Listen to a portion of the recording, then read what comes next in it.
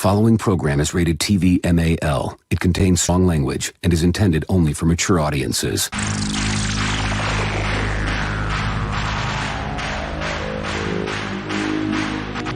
TBS, America's #1 independent television network, presents the following sports exclusive.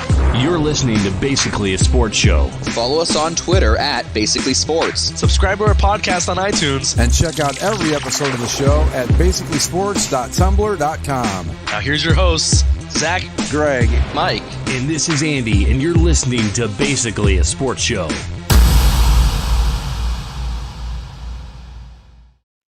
Welcome to Overcorrection Monday in the NFL. This is the my second favorite day of the year, Mike, behind Overreaction Monday. Indeed. Is it? I believe it's just us so far. Yeah, Zach's running a little bit late. Andy is in Florida at Disney World today, I guess, and so Mike and I are here. It's like I said, Overcorrection Monday, and when Zach gets here, we'll get right into it, knee deep into it. But you know what? I'm just going to come out and say it. I have no idea how the National Football League works, and to pretend otherwise is just silly to me at this point. Who knows? It's hilarious. We do know one thing for certain: the Falcons always suck. That we do know for sure. I mean, yeah. The Falcons continue to be winless against Tom Brady.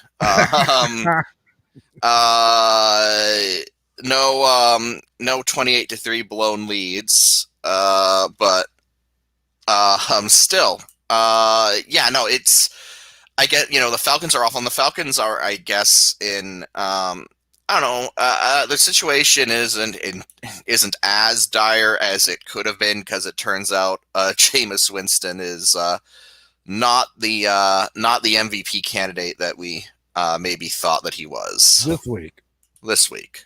I said it last week. I said Jameis is going to do a 50-30, 50 touchdown, 30 interceptions, and the Saints will win like 9 games. And the other ones are going to be, well, we saw it the last year he was in Tampa. I mean, he could be great one minute and make the dumbest mistake you could possibly think of the next. So that's what I think we get. Well, yeah, but it is interesting that he seems to have, I guess, he's going all in on this. It seems like today it's just a situation where he's going to split that up, between games. Right. Like, when you played in Tampa, the big thing was that he would have, he'd throw 3 touchdowns and 3 picks a game. Right. And you're trying to figure out, what the hell's going on. Just sit back and enjoy the ride is what I was saying. But now it seems, at least, sorry. Now it seems that he's just going to split that up. Week 1, he threw, 5 touchdowns. Right.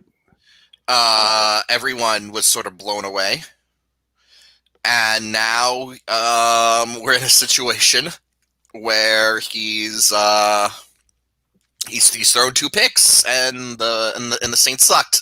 So I think honestly, Jameis Winston being Jameis Winston is a situation where the things are not quite as dire as it might be for the Falcons, because maybe they can. Maybe they, they're probably not going to catch the Bucs or the Panthers, but they could probably catch they could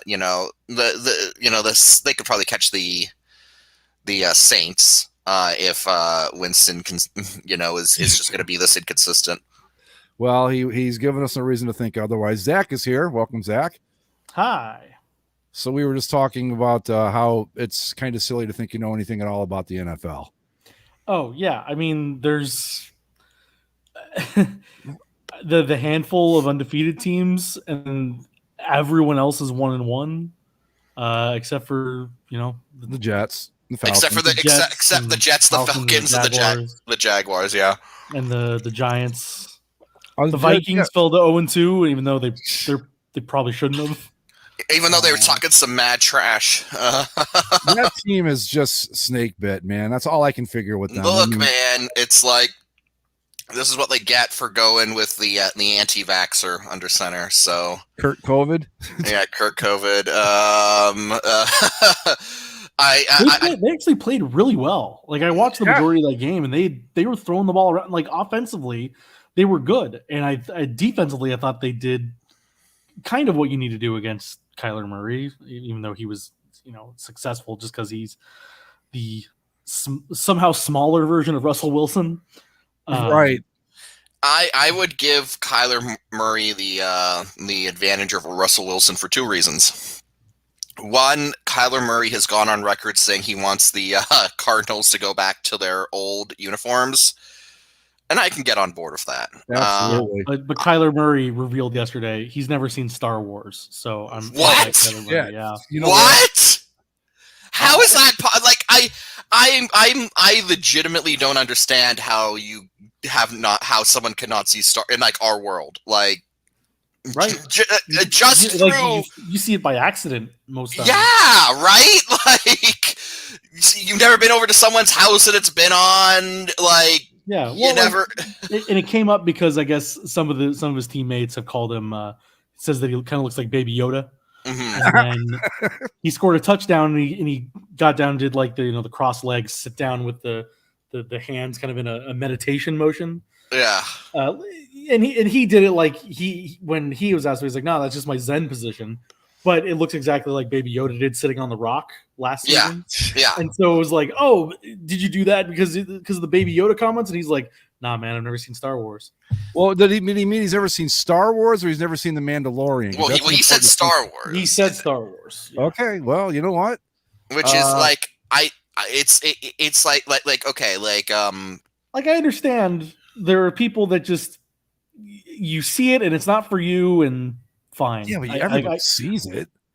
Right, that's what I mean. Like everyone has at least taken it in somehow. I'm pretty sure it is the most successful, most widely seen like franchise of all time. Like like okay, I had a friend who had never seen it, who had never seen Star Wars, but when the Force Awakens came out, when the sequel trilogy came out, he actually went back and watched all the prequels and the original trilogy, and because he got caught up, because it's like, oh, this like big event's coming up, I'm gonna see it, I want to make sure I know what's going on. And so like I can't wrap my head around the fact that someone hasn't seen Star Wars. How does that happen? Right. I mean, besides Marvel, it's the second most successful thing of the last 10 years, even if you're not counting everything else. Well, it's like I mean, you've got movies that are just a part of the national fabric, for lack of a better term.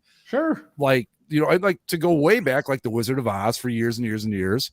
The Godfather, Star Wars. Well, I mean, that kind of goes into it. Like, I am not a Godfather fan. I am not a no, but you've seen it, haven't you? I'm not a Godfather fan. I'm not a Wizard of Oz fan, but I've seen these things because they're so ever present. Like, how could I not see these things? I mean, you couldn't pay me to sit down and watch The Wizard of Oz. I saw it when I was a kid, and I was like, I guess whatever, But you know what? I've seen it. I bet I've seen it 30 times by accident, just over the course of my life. And to me, this is like walking up to somebody in 1973 and they go, "The Beatles, never fucking heard of them." It's like, what?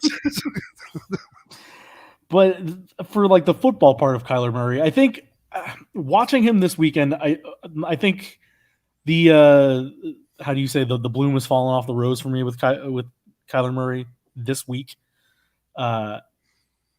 Everyone's still pumping him up, and the Cardinals are still going to be taught as having this great offense, and Kyler Murray, he's so dynamic and all that. But I was trying to see. I was watching him, and then I watched Patrick Mahomes later in the night, and it kind of dawned on me the difference between what Kyler Murray does and what Patrick Mahomes does. Sure, you could say that they both have great scramble ability and they can escape plays and still make these long completions downfield. Patrick Mahomes, when he's doing that, is still consistently looking forward. And he's like, yes, he is kind of stopping and starting and going here and going there.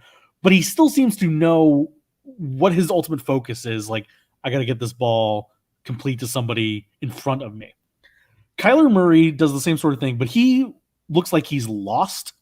Like he literally turns all the way around sometimes. There was one time, a couple times, as I was watching him, he realized the pocket was collapsing, so he kind of took 2 steps to the left and like stopped and looked, took 2 steps to the right, stopped and kind of did a little head fake, and then literally turned around, looked down the opposite end of the field to realize, oh, that's the opposite end of the field, and then turned around again. Ain't nobody open down that way.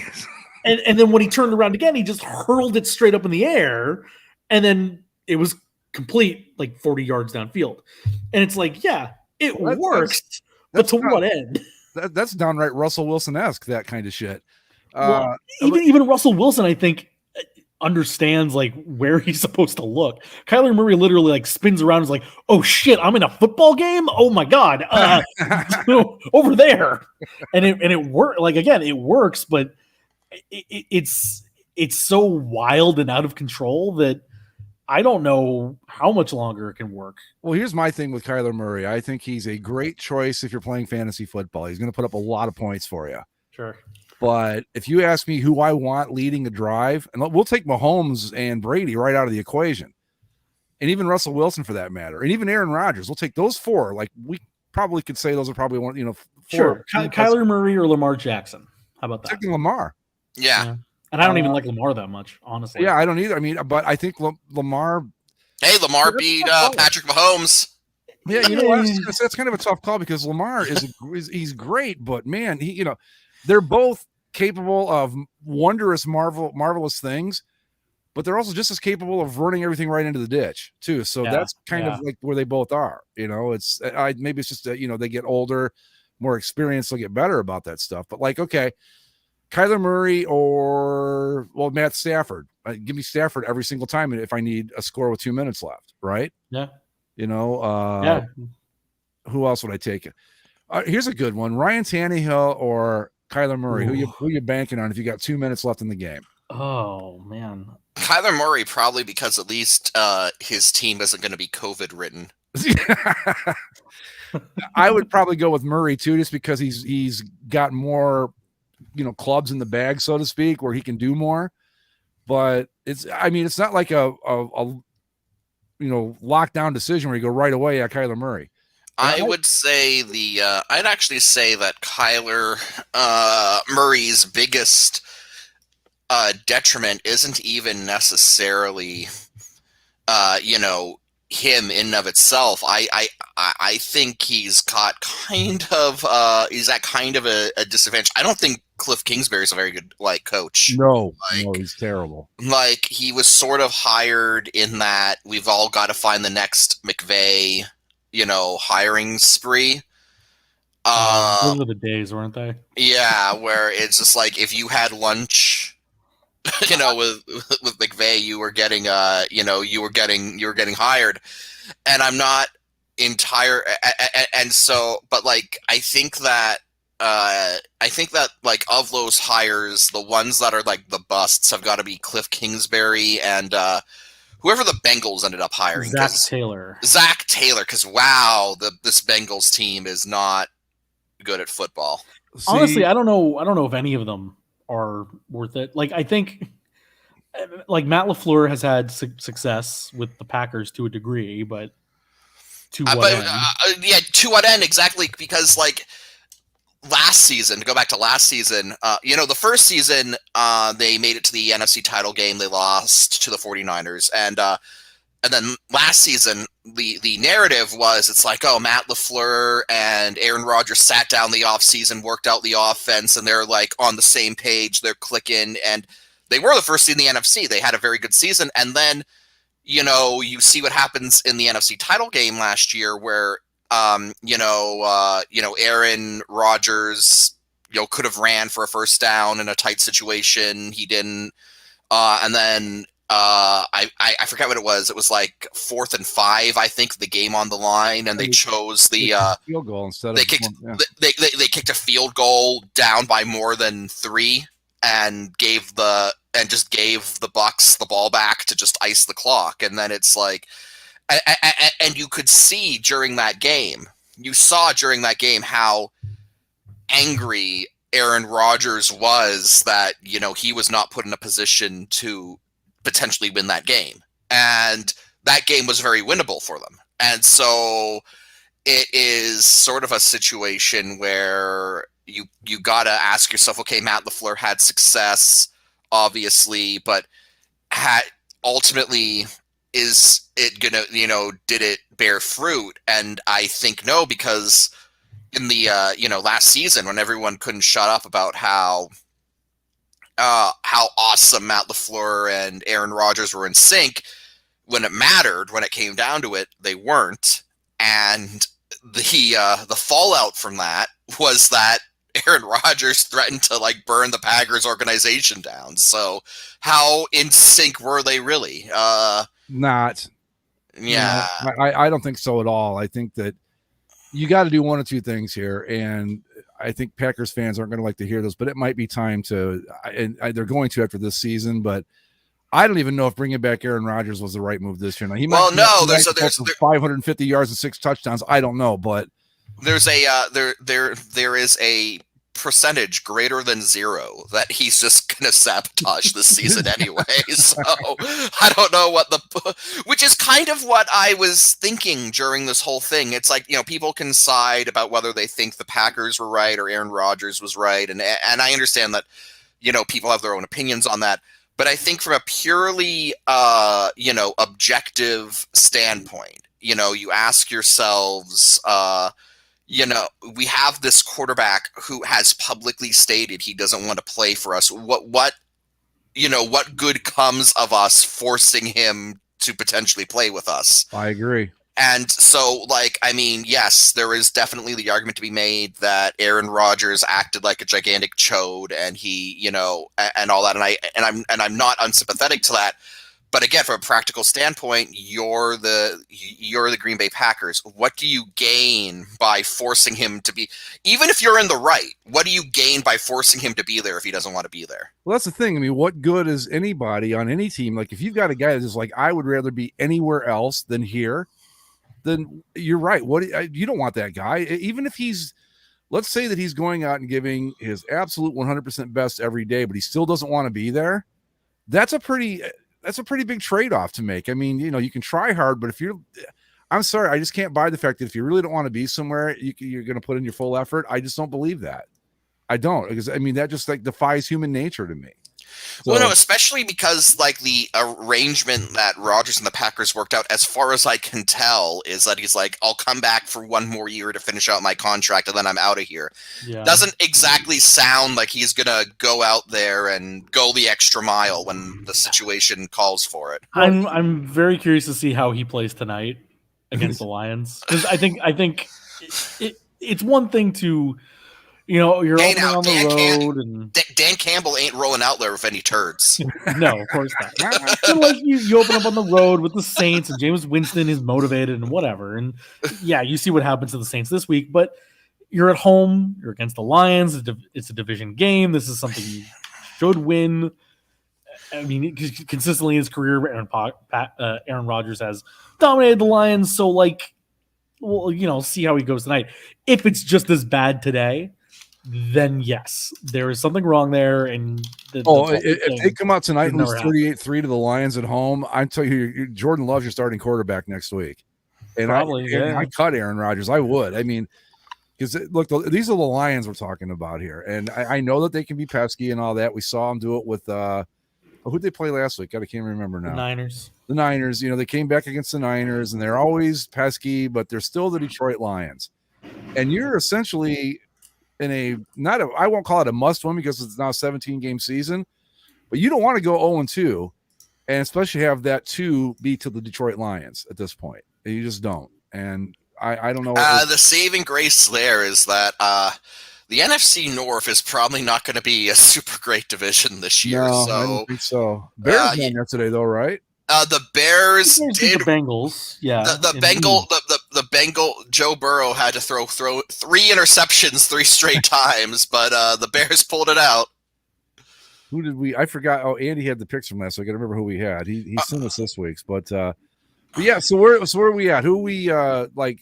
We should do like a buy or a sell on the the 2-0s versus the 0-2s. I think we're going to sell on all of them, right? Nobody's really looking at the Jets or the Giants or the. I think the only 0-2 team that has any sort of prospect to it would have been the Colts. Yeah, but Carson Wentz injured his other ankle, so Jesus Christ! like he had surgery on the left ankle in the preseason, right? And then he was supposed to be out between 4 to 12 weeks, and then came back for opening day. And then yesterday, Aaron Donald rolled up on him late in the game to bring him to let's go over the 0-2 teams. The New York Football Jets may have made a mistake in getting Zach Wilson. Yeah. Like, yes, it's a rookie quarterback. It's a second game, and Bill Belichick is notoriously hard on rookie QBs. And even Patrick Mahomes threw 3 interceptions against the Patriots in his rookie year. I understand. But, boy, 4 interceptions on 10 pass attempts is that's 40%. That's that looks like great. James Winston numbers right there, man. Not very good. What was I going to say? But with Patrick Mahomes, though, he did that against Belichick his rookie year. But we also saw things in Patrick Mahomes were like, this guy's going to be good. He's going to be really something. We've seen that was that. Now Zach Wilson only had 2 games so far, but so I don't want to write him off just yet. But between his performance so far, and they haven't played the toughest of competition either. I mean, who have they played? The Jets played They've played the Patriots and the Dolphins. Yeah, okay. Yeah. Those are both solid teams, but not. What have they scored? Like 13 points all season so far? 20. 20? Yeah, that's 10 points a game. I'm sorry, but I think with Mahomes, Peyton Manning when he first came into the league, Andrew Luck, Cam Newton, you just run down the list of good quarterbacks. You saw something right away. Yeah. And I'm waiting to see it with Zach Wilson. The Jets' next couple games, by the way, are at the Broncos. Oh, God. Home against the Titans, home against the Falcons, and then at the Patriots again. Ooh. So that's not the worst schedule. If they still win this at the end of that stretch, then it's time to. Yeah, like the Broncos are 2-0, but they've also only played the Jaguars and Giants, right? Yeah. So I don't know what to do with that. And then the Titans. Let's talk about your Titans. You guys. Oh my God, they're doing it. You get off the irrational confidence train. And all of a sudden, they go into Seattle and beat them. Well, I'm forever thankful for that because anytime you can beat Seattle in Seattle, it's a good day. I don't care who does it, even if it's the Steelers or the Ravens. I don't care. I know what you guys need to do is every week swear off of them, and then they'll go 16-0.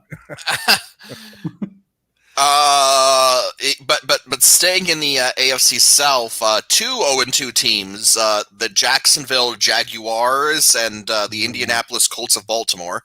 My only question with the Jaguars is, does Urban Meyer make it for the full season? Because there's more stuff coming out every day. Apparently, there's he's refusing to talk to opposing team media now, and it's for Pete's sake. He refused to admit yesterday whether or not he got outcoached. He's like, no, we just lost the game. No, dude, you got outcoached. You are way out of your element right now. It's like, but what about this and that? He's like, I mean, we lost the game. Like the reporters were asking him specific things, and he just wouldn't address it. And I guess to a degree, like the questions were kind of leading, like, "Hey, did you suck ass today? And was it your fault?" Or as a matter of fact, yes, I did. Right. What is he gonna say? It's just like, no, it's a loss. We got to learn from it and move on, and blah blah blah. Coach speak. But yeah, I mean, the more that you hear, and it's actually very, I don't know, it's disappointing. I think I maybe wasn't super sold on Urban Meyer, but I thought that it's like, oh yeah, this guy will have what it takes to win. Like I think if you were to look at the NFL, the coaches in the NFL, in college football, he I thought would probably do the best at transitioning, because you look at it all the way going back to Utah, and it's like, well, this guy does have a record of turning programs around, but no, like in addition, I mean, to getting out coached and all that, that's not even that big of a problem, really, because I think like every coach gets out coached at some point in the NFL. But he just, all of these rumors coming out of this team where it's like he won't talk to opposing teams' media. He's apparently aloof. But Yeah.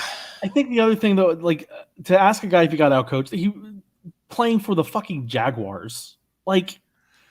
It's almost impossible not to get out coached, no matter how right. good you Maybe are. the team's just not good enough. Yeah, like that's fair. You know, even Urban Meyer could be Bill Belichick and maybe get the Jaguars to what? If let's flip that. If Bill Belichick was the coach of the Jaguars, are they a 6-win team? I'd say I'd say 6 or 7 win team. He'd find a way because he's got that sorcery thing that he does that no one understands, and I think that. But you're talking the greatest coach in NFL history, and it's hard to say. And the Broncos have the Broncos are 2-0 despite playing bad teams. Teddy Bridgewater has been very good to open the season for the Broncos, so it's not like a 10-point loss at home to the Broncos isn't the worst thing in the world for the Jaguars at this point in their existence. Like they play the Cardinals this week, probably a loss, maybe. But then it's like the Bengals, Titans, and Dolphins are the 3 games after that.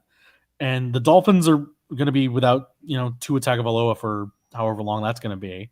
I don't know if there's been an update on his injury or not. Who's the back? Titans? Who went in yesterday?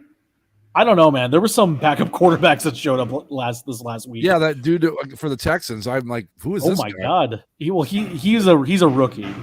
I don't know where he played. I meant to look up. Oh, Mike Walker, trash time, just in case you weren't paying attention. It's But anyway, I think it's to say, like, if the Jaguars don't win against the Bengals or the Dolphins, and we get to 0, what'd that be at that point? 0-6, and then you get Seahawks, Bills, Colts, 49ers. Like they got to get their wins there, or else they're gonna have a tough time later. But they still play the Jets at the end of the year. So, oh god, that could be for the number 1 overall pick again. I know. I mean, they actually have a pretty rough schedule. So if they can get a couple wins out of these next 5 games, I don't think it's so bad. Like what do they have beside? I mean, I know they've got Trevor Lawrence. Trevor Lawrence, I think, pretty sure thing. What else do they have besides him? Was it Marquise Smith? Is that his name? No, Marvin. Was it Marvin Jones? The wide receiver, is halfway decent. Marvin Jones Jr. is the wide receiver. Yeah. DJ Chark, James Robinson is the running back. Yeah. Well, the other thing that they had that they don't is Travis Etienne, the running back from Clemson. Right. He was out for the season after an injury in the preseason. Oh. So I don't know how much that would have helped or not offensively, but.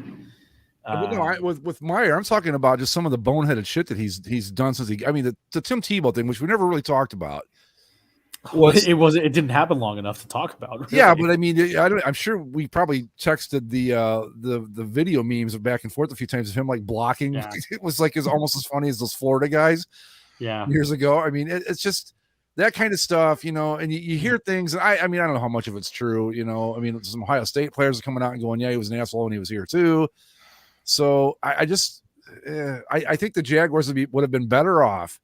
And I know it's a big splashy hire and it makes headlines and we got Urban Meyer, 3 national championships and look what he did at Ohio State and Florida and Utah and Bowling Green. But wouldn't it have been a little bit smarter, I think, to get a guy that's maybe not as splashy but has NFL coaching experience to bring in Trevor Lawrence into the league and maybe you grind out 4 wins and be happy with it and kind of start building for next year already? Maybe. And I think, having a guy like Urban puts a little bit more pressure on the whole thing. Right. You've got Urban Meyer and Trevor Lawrence. So everybody's going to be like, you should be winning. Right. But I think I would hope that even Urban Meyer comes into this situation knowing that it's not going to be an overnight thing. Like I don't think Urban Meyer should be fired unless there's some sort of personal issue. I don't think I think he'll quit. I don't think he'll get fired. I think the season's there for him if he wants it. I think 3 seasons are there for him if he wants it. Honestly, because why else do you get a guy like that if you're not going to invest in the product? Well, this is the National Football League, and we've seen guys that you go, oh, they're going to give him 3 years, and he, by week 15, like, yeah, he's done. Yeah. Well, I think if you come in with a ground floor Jacksonville Jaguars team, I give you 3 years to do something with it. That's not and if ground you floor. don't, That's like the basement. Yeah. Yeah, but I see what you're saying. Yeah. We'll see where it goes. I mean, I didn't like the hire from the beginning with him because I just don't have a lot of faith in college coaches that run like gadget offenses, that are specifically designed for a specific type of player. You can't do that in the NFL. And I think what Bill Belichick has shown us, and other coaches too, like Andy Reid, for example, or some of the better coaches over the years in the NFL, the great coaches are the guys that go, okay, this is what I have to work with. This is how I'll utilize it. Not like you've got to fit into my system. And I think that might be the problem with Urban Meyer. He's just not ready to admit that, your system's not going to fly in the NFL. I could be wrong. It's only 2 games, and who knows? But let's stop talking about the bad teams. Yeah, we got another couple 0-2s to go yet and see if we're buying or selling. Indianapolis Colts. We've already talked about Carson Wentz's legs are glass or feet are glass. So if that team wasn't made out of balsa wood, it might be worth. And then the other 2 are the Giants or the Falcons. The Giants, the Falcons, the Giants, Falcons, and Vikings. Right, we mentioned the Vikings a little bit. I think they're better than 0-2. I think the Vikings. If I was going to buy on one of those 0-2 teams, would be the Vikings, but not to do much more than maybe finish 5. Well, you can't really go 500, but in the 500 range. A game above, maybe a game below, or 2 below. But yeah, I think they're better than what they've indicated, but I also think they're the Vikings. And we've been watching them do this shit for a few years now. It's funny if you're not a Vikings fan. If you're a Vikings fan, it's probably pretty miserable. Are the Vikings better than the Lions? Yes, I think so. Yeah. But then, then we round it all off with the Giants and the Falcons, who I think are just 2 very bad football teams. Hard sell on both of those 2 teams. Yeah. No time to waste on either of those, really. Nope. No, the Falcons are going to be off. The Falcons are going to be pesky but awful, and the Giants are just going to be awful and not fun to watch. Yeah. There's only 2 undefeated teams in the AFC, and they're the Raiders and the Broncos. The Raiders, I think, have got to be the more impressive one. Yeah, I mean, the Broncos have beaten the Giants and the Jaguars, so nothing to really sniff at. And the Broncos will probably go 3-0 because they're going to play the Jets this week. So it's gonna be a soft 3-0, man. It's gonna be a really soft 3-0, and they'll get tested when they play the Ravens, Steelers, Raiders, Browns in 4 consecutive weeks. Yeah, so that'll tell the tale right there with the. Now if they get through that, say even 500, okay, maybe they're pretty solid, but that'll tell the tale. Yeah, but I have been impressed by the Raiders. Like they seem to have it together. I thought that they would be competitive. I thought they'd fight for one of those last extra playoff spots this year. But I got to say, I'm impressed with, of all things, what John Gruden is doing there. It's kind of a crazy thought to have, but it's coming together. Wins over the Ravens and Steelers is nothing to, shake at. No, I think that they're going to be, at worst, they're going to be the really good bad team. Or, I mean, they're going to be competitive, I think, throughout. Now, do I think they're going to win like 12 games? Probably not. But they're doing something right out there. And I think they're having the stadium thing and the fans back and all that. Everything's finally settled for now, at least. That's going to help. And they've got some players on that team, man. And what's his name? I always want to call him David Carr. Derek Carr. He's doing what Derek Carr does, which is all you can ask. And as long as he stays, within his abilities, I think they're going to be fun. I like it when the Raiders are good. I don't care. I don't get a big kick out of watching them stumble and bumble around. No, so when it comes to them being good, playing in a competitive game and playing the Steelers on the road like that, that was a beautiful look. Yeah, that was a beautiful looking game. Oh my God, yes. If I still did my best and worst, that would have been at the top. Raiders in the whites, Steelers at home in the sunshine. Yeah, I loved it. Well, so all right, so we buying or selling on the Raiders, boys? I think I'm buying them. I'm gonna buy, but I'm gonna make it like contingent. Like I might sell them again 3 weeks from now. But here's the thing: their schedule for the entire season is pretty easy. Yeah. The next few weeks are Dolphins at Chargers, which is a home game. Bears, and then Broncos, Eagles, Giants before they play the Chiefs the first time. That's not then- really. That's not like the gauntlet or anything. No, Bengals, Cowboys, Washington, Chiefs again, Browns, Broncos, Colts. Cowboys and Browns, I want to talk about too. But Yeah. what do you think, Mike? We selling or buying on the Raiders? I'm going a tentative buy. They really pulled one out of their ass against The Ravens. against the Ravens. But you know, they still took care of business. And then they beat the Steelers, and I'm still not sure if the Steelers are like good or not. So I think the Steelers are going to have a really good defense, but their offense is going to be. Well, their defense got a hit because T.J. Watts he injured his groin. Oh, the dreaded groin. Like the day after he signed his giant contract. That he Of course. was waiting for. Yeah, the Steelers. I'm wondering if they should have maybe kept what's his name, Duck Devlin, around, and not let him go to the Red Blacks. No. Devlin Hodges, is that his name? What's his name? Yeah, that's his name. But I mean, come on. I'm kidding. Of course I don't believe that. But who is their backup anyway? It's good. Always a good question.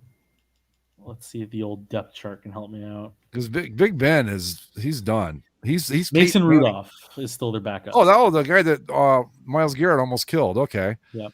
And then their third string is Dwayne Haskins, your old friend. Oh, from Ohio State.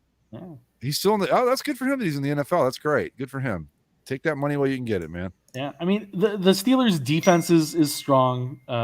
T.J. Watt, I don't know how bad that injury is going to be, but I mean they've got some depth there.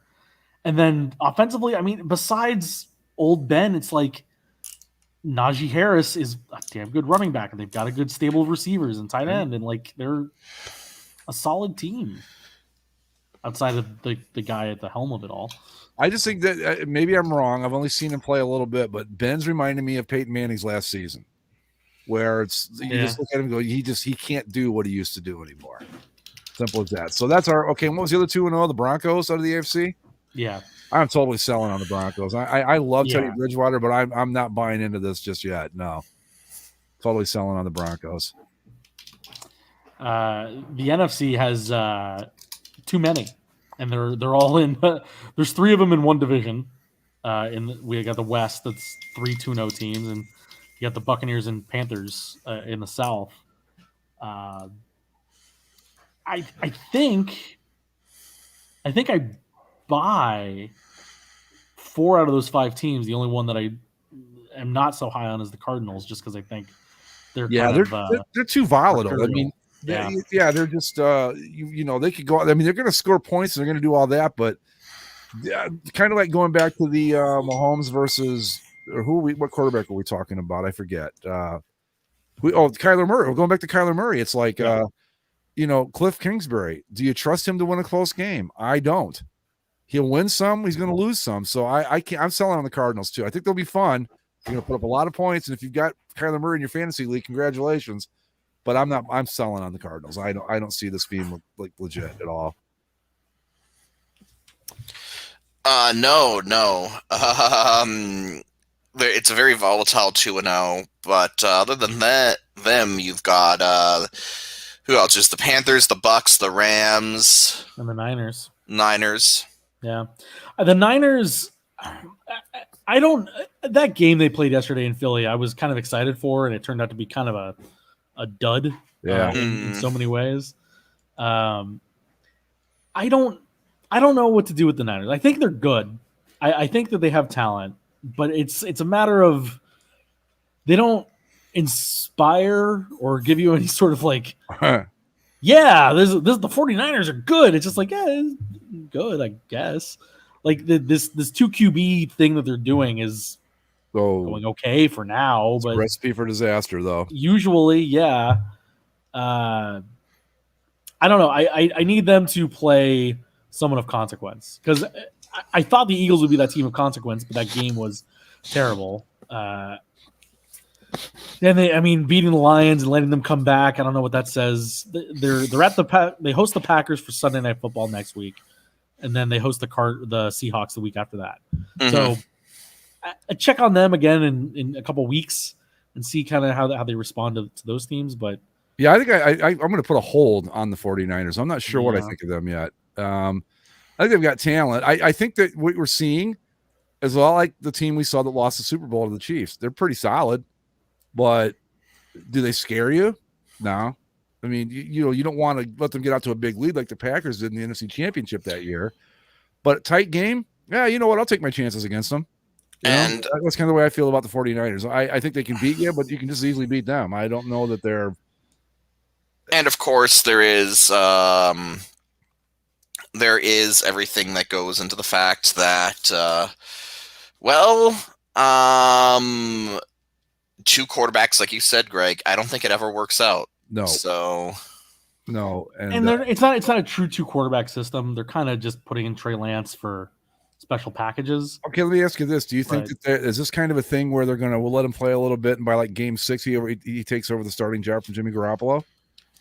Only if Garoppolo struggles. Like Okay. I see no reason for them to force it. Like if it's working, leave it. Like don't. Oh yeah, especially if you're like at that point you're 5-1. Then did somebody do that a few years ago? They were like off to a really great start and they did something and just completely botched it. I can't remember. I don't want to get us bogged down in the details, but The one that comes to mind is years, and this is years and years ago. Mike Shanahan benched Jake Plummer when the Broncos were having a pretty solid season to start Jay Cutler. Maybe that's what I was thinking of. And then, obviously the Jay Cutler in Denver experiment never quite panned out. I just remember that a team was having a pretty good start to the season, and they made one of the most bonehead decisions. You went, probably the Browns, now that I think about it.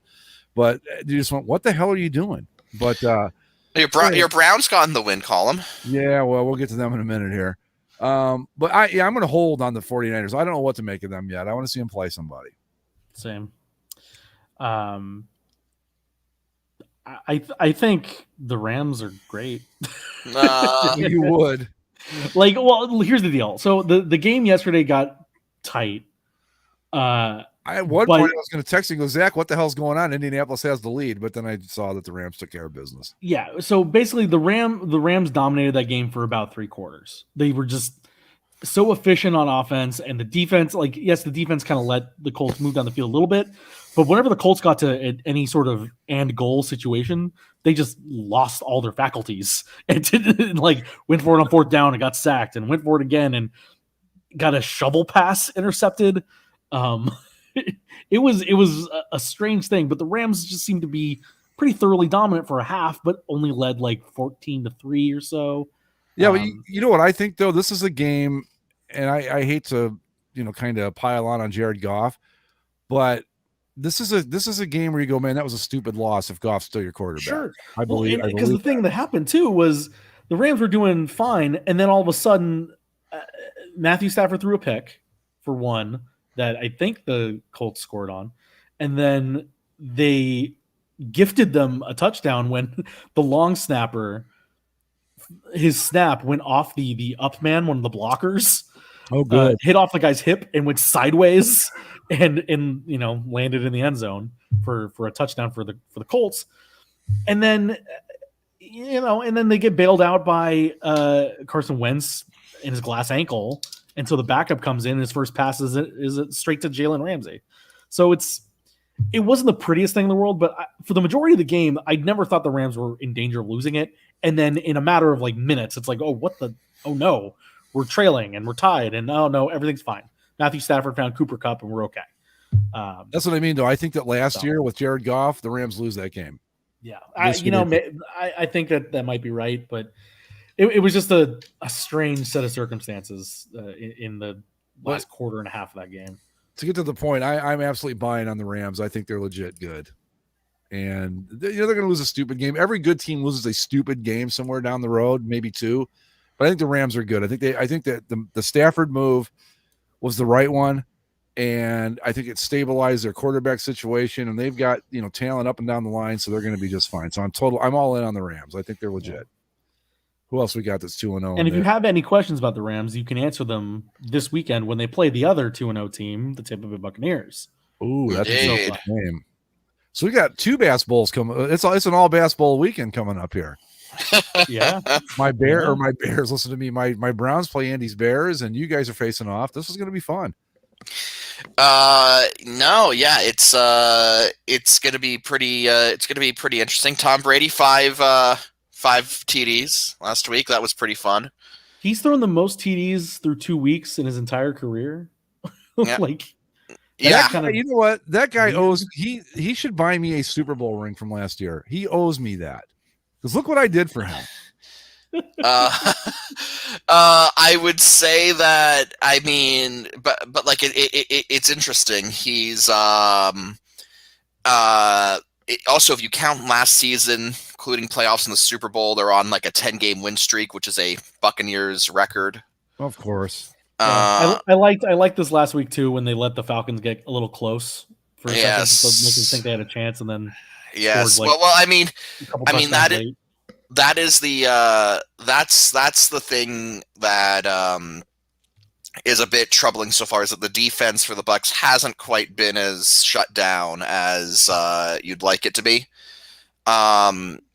They did they did seem to clamp down on the turnovers that kind of hurt them against Dallas, but yeah, I think it's going to be a really good game against LA, and one of these teams is going to be 3-0, and one of them is going to be 2-1. It's going to be really interesting to see, because again, and it's only 2 weeks, and you don't want to start jumping to conclusions, but this is looking like it could be a NFC Championship game preview. Yeah, I mean, it's again, as early as it is, it's basically like a seeding game for the playoffs. Yeah, because the way the playoff system works this year, there's only one team that gets a bye. And so, if it comes down to it, like, essentially you win this game, you get a 2-game lead over the other guy, because you have the one game in the standings and then the tiebreaker. So assuming that you think that these are going to be the two best teams in the conference, it's all of a sudden quite a huge game for week 3. I love it that we're getting this matchup this early in the season. That's cool. Yeah. I just want to say again, I want my ring, Tom. When I made my statement about you, you only had 4. Now you've got 7. I want my ring. Oh, and then the other team is the Carolina Panthers, who I'm totally selling on those guys. Sorry, you don't like what they've done. No. Okay, so they a 5-point win over the Jets and beating up James Winston. You know what? They're the Panthers. They will do this, and then they'll turn around, and the Falcons will hang 60 on them or something. The Falcons aren't hanging 60 on anyone. Well, you know what I'm saying, though. But like some team that should have no business beating them after the start, they've will walk in and go, yeah, no problem. So here's something fascinating about the Panthers as I scroll through their schedule. It doesn't seem that bad. It actually is very winnable, because the other thing they have going for them, they don't play the Buccaneers until the final 3 weeks of the season. Really? They play the Buccaneers. They're home against the Buccaneers, then they're at the Saints, and then they're at the Buccaneers. Those are their final 3 games of the season. Okay, but what do they got coming up here? So what do they got coming up? They're at the Texans, at the Cowboys, home against the Eagles, home against the Vikings, at the Giants, at the Falcons, home against the Pats. So really, the only game I see now that could be a real problem for them is the Cowboys. Yeah, Cowboys, maybe Eagles. Maybe Eagles. Yeah, it just depends, man. That Eagles team, what you talk about not being able maybe to Vikings, maybe. Oh yeah, well, but even if we're calling those games trouble, I think at minimum they're like 50-50, right? Yeah. Like it could work out that they eat up some of this early schedule, and then they don't have to worry about playing the Bucs until literally they would have played 14 games by the time they play the Buccaneers. I'm going to officially designate the Panthers this week's good bad team. That's what I think they are. Mm-hmm. I think they're a good bad team, not a bad good team, a good bad team. And I don't know. I'm not sold on Darnold, and I've seen the Panthers do this to us every single year, where they come out and you go, "Oh, they're not too bad." And at the end of the year, are you saying the Panthers are the NFC Bills? Maybe, yeah. I mean, how many times did we go? Oh, the Bills, they could go 10-6. They finally did it a couple of years ago, but for years we were like, "Oh, the Bills, you never know." If this, that, and the other thing happens, they could be a playoff team, and it never ever happened. I think that's the Panthers are the new Bills. They're just enough to make you go, hey, maybe something's happening here. Yeah, and then by week 9, you're going, yeah, there's nothing happening here. I'm selling on the Panthers. I'm sorry, they're my good bad team. I'm gonna buy them. I mean, maybe I just have some like Sam Darnold bias, but I think he hasn't gone out of this world in the first couple games, but he's been better than he was with the Jets. So, well, I mean, the big thing with Sam Darnold is like, yeah, he looks better than he has with the Jets, and honestly, he hasn't had to be amazing. He's done everything that he's needed to do. Right. And I think that has gone a long way towards his development. He doesn't need to be the franchise savior, which I think is what they were kind of expecting him to be in the, in New York. And he's just, I mean, you always have the thing like, are you ever going to win the Super Bowl with a game manager? And you're probably not, but Sam Darnold is, assuming he keeps this level of play up, will be in a position where he can win them some games just by not, screwing up too poorly. So who's the coach of the Panthers now? I know it's not Ron Rivera anymore. Wow. Yeah. I don't even remember his name. Yeah. Matt Rule. The guy was at Baylor. Okay. Well, college guy?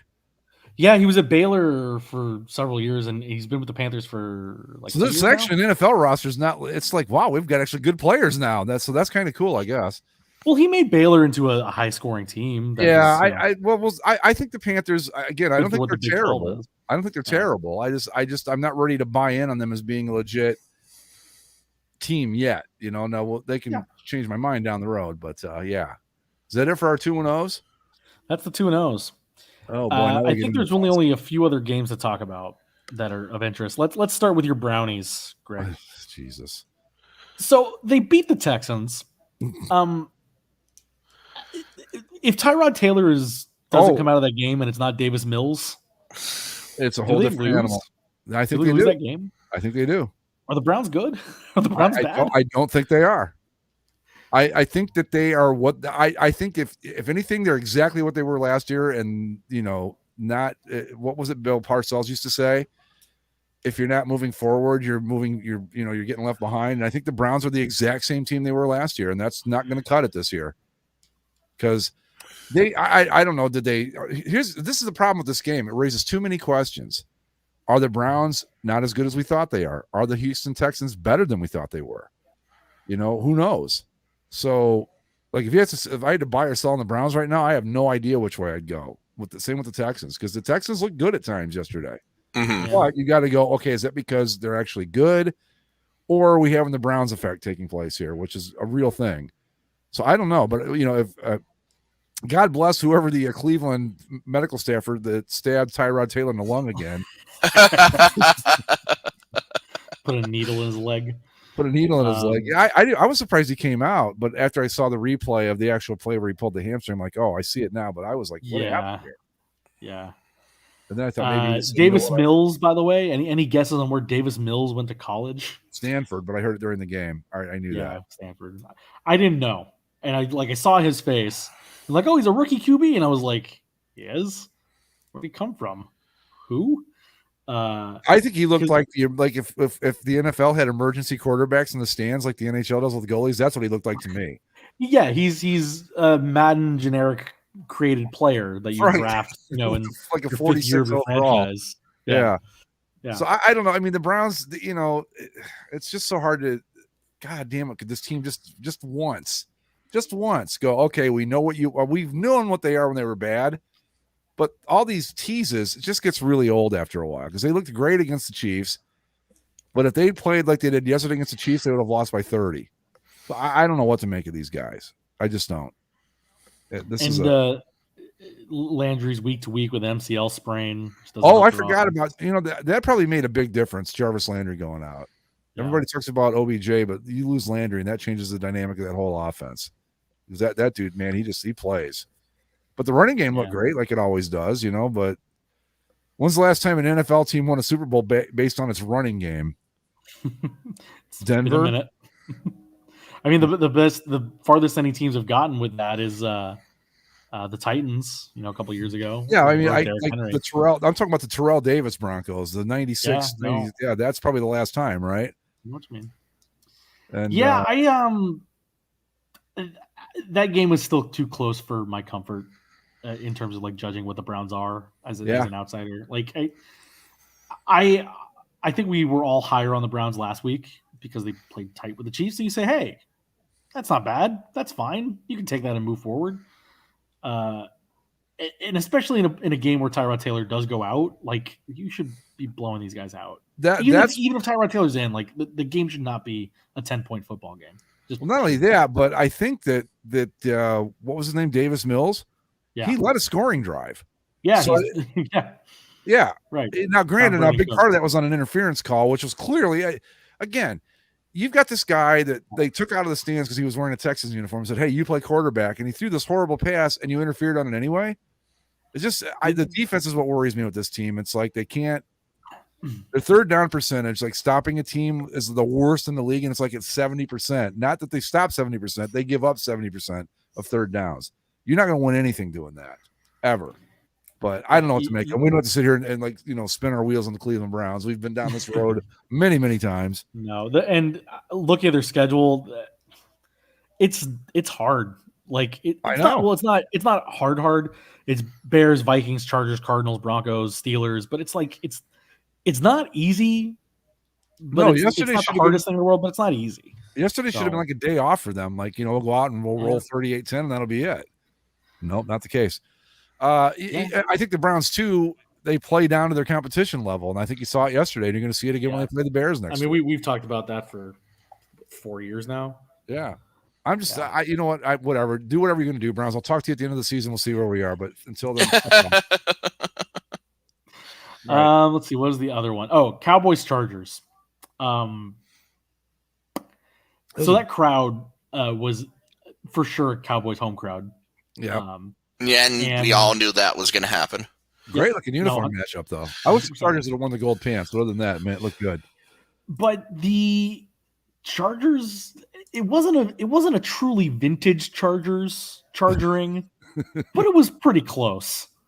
At the end of that game there. That was just odd. Just an odd finish. And I think the Cowboys should have beaten the Chargers more handily than they did on a game expiring field goal. I don't know what to make of either one of these teams at this point. Yeah, I think I like the Cowboys. I think I like what they've shown. Like, obviously, week 1, put up a ton of yards against the Buccaneers and lose. Not a big deal. Go on the road, beat a Chargers team that people have high hopes on. But I think I'm thinking of the Chargers the same way that you're thinking of the Browns, Greg, that everyone has all this hype for them, but to me they seem kind of the same as they were a year ago. Right. And I don't think that's a great thing for them. Like, Justin Herbert should be leading this team out of a game like this. But he wasn't able to. And they played tight against the football team last week, and I don't know. I need more evidence from the Chargers to show me that they're better, and I don't think they are. You take either one of those teams, the Browns or the Chargers, and any game on their schedule, you look at it and go, that's definitely a 35, 40 point game for that team. I don't. You know what? It just depends on who they're playing, and I'm with you. The Chargers are a lot like the Browns. They're the same team from last year, and that's not necessarily a good thing. And look, if the Chargers don't pull something out here, they're in danger of getting buried early. So because they're 1-1, yeah, they're at the Chiefs next week, home against the Raiders, which is going to be an overwhelming Raiders home crowd in LA. They host the Browns, and then they're at the Ravens. Like, that is damn near 1-5. If they don't pull one of those out, could be. And then not to mention Patriots, Eagles, Vikings, Steelers, Broncos. Like, it's not. They have some easier games, but they're towards the end of their schedule, and so they have an uphill battle early. and it could be tough for them to get out of that hole. Yeah, I think that, and I think the Browns and the Chargers are both going to suffer from like a tougher schedule than they had last year too. Yeah. So it's a lot. Everybody's like, "Oh, the Browns are Super Bowl contenders." It's like not the ones I've watched. Now maybe I'm watching a completely different team in a different alternate universe or something, but this team, I don't see it. I mean, if you like, okay, if they get into the playoffs and a fluke happens and say, I don't know, New England knocks off Kansas City somehow and clears the path, maybe. But other than that, I don't see how they get past like Kansas City, or who are the other good teams in the in the AFC? Well, Kansas City, Baltimore. Yeah. I wouldn't. I guess the Bills. Yeah. Bills have been underwhelming the first couple weeks, but plenty of time for them to get their engines going, I guess. Well, I don't know, 35-0 over Miami yesterday was pretty solid, but yeah, but I mean, it was tight. It was tight for a while, and then Tua went out, and then yeah, and they turn it on. But I mentioned the Ravens. I think that's the only other game kind of worth talking about. They beat the Chiefs. I don't know if they beat the Chiefs as much as the Chiefs beat the Chiefs. If the Chiefs, because here's the thought that I put on Twitter was this. This was so very clearly one of those whoever has the ball last wins games. Yeah. And I think if the Chiefs don't fumble there, they're going down and scoring and winning the game. Yep. And I mean, it's a 1 point game. It was back and forth all night. I think that just shows that these are two of the two best teams in the AFC, probably. And I mean, good for Jackson to finally pull that one out and say that he's beaten the Chiefs. Good for him. But it's just so weird. Like the Ravens can't throw, and the Chiefs can't run.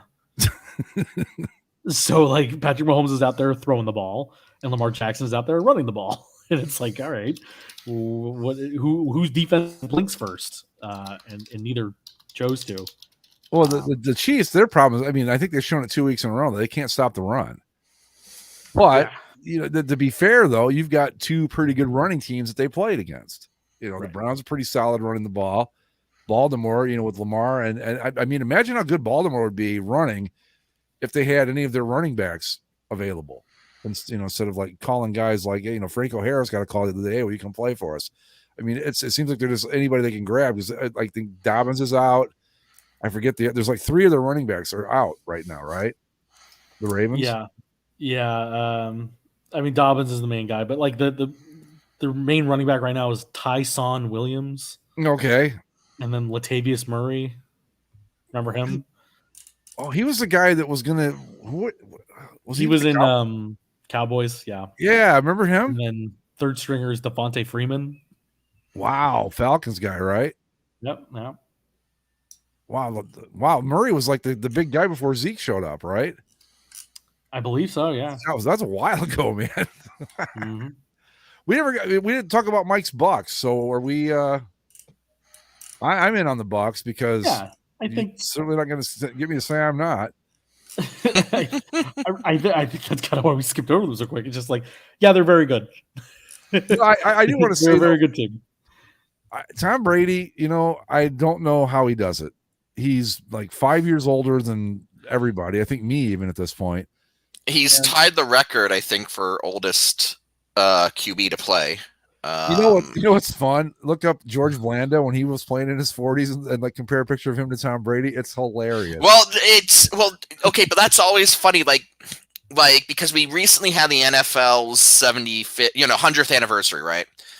And they did the whole, looking back, the all-time greats. So they were going like way back to the league's very beginnings in 1920.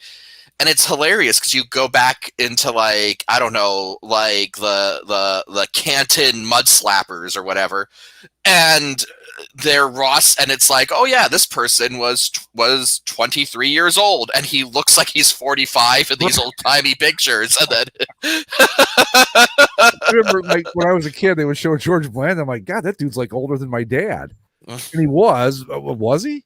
Yeah. But Played until he was like 48. Yeah, he looked like he was like 74. I should say he was older than my grandfather. I mean, like, he's just I mean, look at those pictures of George Blanda as a 48-year-old. Oh, okay. So Compared to what Blanda, Tom Brady looked like. so Blanda played until he was 48, and there are a few quarterbacks, Tom Brady among them, who have, who are at 44. Here's George Blanda if you want to see him. I've seen him looking way more ragged than that, man. I think the other picture is all right. Let me get rid of this one. Is older. But yeah, it's somebody pointed out. Yeah, there he is. That's a good one. Okay. Yeah, somebody pointed out while I was watching the game that Brady was 8 years older than Matt Ryan, and it's like really. And he's outplaying him to that degree. It's well, okay. I mean, I've beat this drum before, but I'm gonna insist on it again that like Matt Ryan is probably having a way more productive NFL career if he moves on from the Falcons after that Super Bowl collapse. I just want to point out with this George Blanda picture, guys. What was he, 48 in this shot? Yeah. 48. I'm older than him right now. I don't look that old. I don't look anywhere close to that old. But that's always cracked me up about. I'm like, man, this guy's like 75, but he was 48. That's just funny to me. All right. George Blanda. I think Matt Ryan eats too many strawberries. I mean, it's the thing about it is that like I'm talking to people here. And when Tom Brady, okay, obviously people were excited when Tom Brady came to Tampa because, like, you get Tom Brady, you're not going to be excited. But there were people who were like kind of making fun of the TB12 thing because he started showing up in Publix's down here. So people were like, oh, what's this snake oil, this bullshit. And then it turns out that, and then now I'm starting to hear people go like, maybe there's something to it. Because like the dude looks like he's 30. He's throwing these touchdowns that look easy, and I don't know. There's some kind of sorcery involved. Like I don't know, like it's something. Maybe eating nothing but like one almond every 2 days and cutting out strawberries is the secret to success. I remember seeing that TB12 shit at Publix when I was down there. I was like, "You've got to be kidding me!" And oh yeah, no. You know what? It's expensive, man. Yeah, no. It's like, look, those Focus pills aren't cheap, man. Right? It's built to the championship expectations of Tom Brady, and his bank account. That's the joke, if Tom Brady has a bad game, he didn't get his Focus pills, like wow.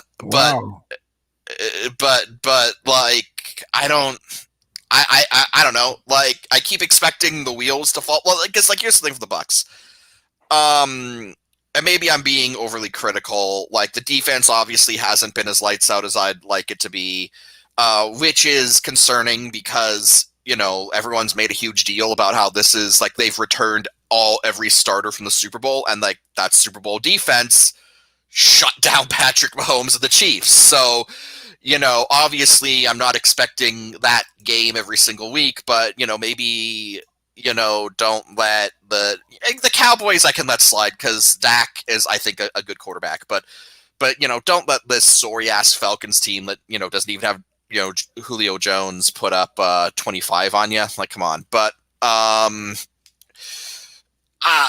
fact is that even if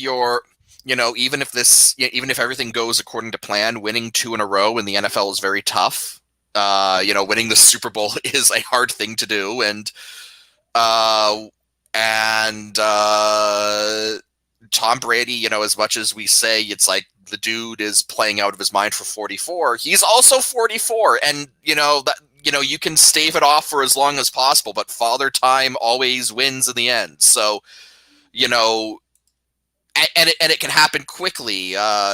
Brett Favre went from, having a career renaissance in Minnesota one year to the next year being like, okay, he's toast. So you never quite, and with Peyton Manning, it happened mid-season. Like, first half of the season, during his last year of Denver, he was Peyton Manning of old. And then he hit that point where he needed Brock Osweiler to finish the season before he came back for the playoffs. And even then it was, okay, well, Peyton's going to not lose the game for the defense. So it gets to the, this happens out of the blue. And maybe it's because I'm a Leafs fan, or I don't know where. I'm still very angry at them. But that experience just has me thinking, like, good things don't last.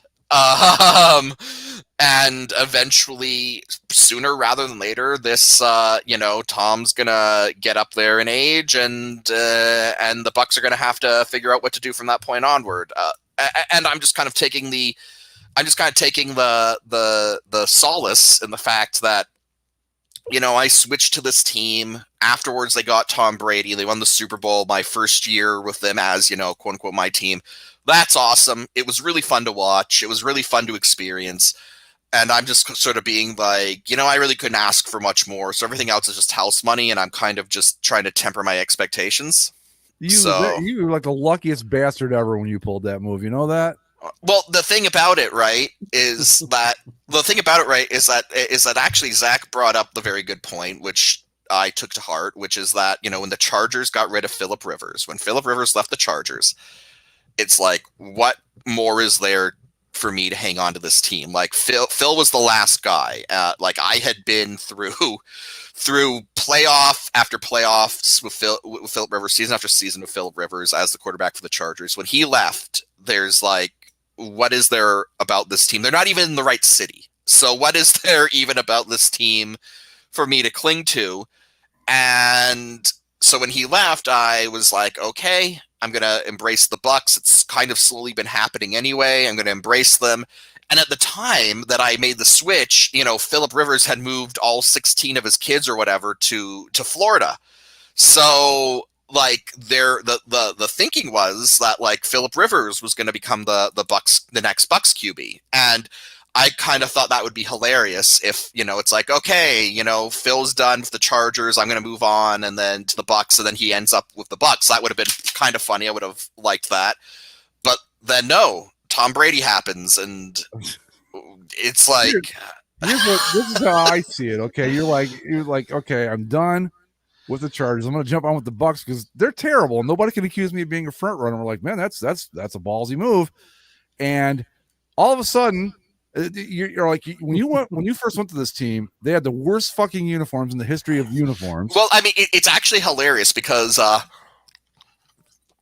if they the current uniforms are basically the old ones. So, like, assuming that the alarm clock number phase never happened, there's a good chance I might have switched earlier because, like, God, it was hard to embrace. And that was another thing, honestly, that kind of informed my decision to become a Bucks fan, was that I didn't know they were going to go back to the old ones, but I knew they were changing, and I figured, it's really hard to fuck up, to do worse than these. So if anything, it'll be a net improvement. So they got horrible uniforms. Jameis Winston's just had this incredibly entertaining 30 for 30. This team is going nowhere fast. Mike says, and we've got the receipts, guys. You cannot call him a front runner. He did this legitimately, and all of a sudden, it's like, wow, look at those brand new. Oh my God, Tom Brady now, and here he is. Now he's got a Super Bowl just like that. It is actually kind of funny because I don't have the experience with the Bucks that longtime Bucks fans have, and what was really telling was like, it's like I didn't really understand how futile that this team has been historically. I only recently found out that even with last year's championship season, they are still, like, they still have the worst record, overall winning percentage in NFL history. And I can't remember the exact numbers, but someone pointed out that the second worst winning percentage in the NFL is Jacksonville. Well, I would have gone with Detroit for sure. Well, here's the thing. So Jacksonville is 31, Tampa Bay is 32. At 31, Jacksonville is closer to Detroit at 25 than they are to Tampa at 32. Wow. Like Tampa is like historically bad. Well, they forget how bad those first like 5 Buccaneers teams were. Yeah, they had like 2 wins in 5 seasons or something. They literally lost their first 26 games. Mm-hmm. So, I mean, that's a big hole to crawl out of. Right. When they got their first win in their second season, they were already 26 games under 500. And that's what you're working against. I mean, there's the joke, right? They asked I think Rich McKay, the first ever coach, like, what do you think of your team's execution? He said, I'm all for it. Like, great lines of all time.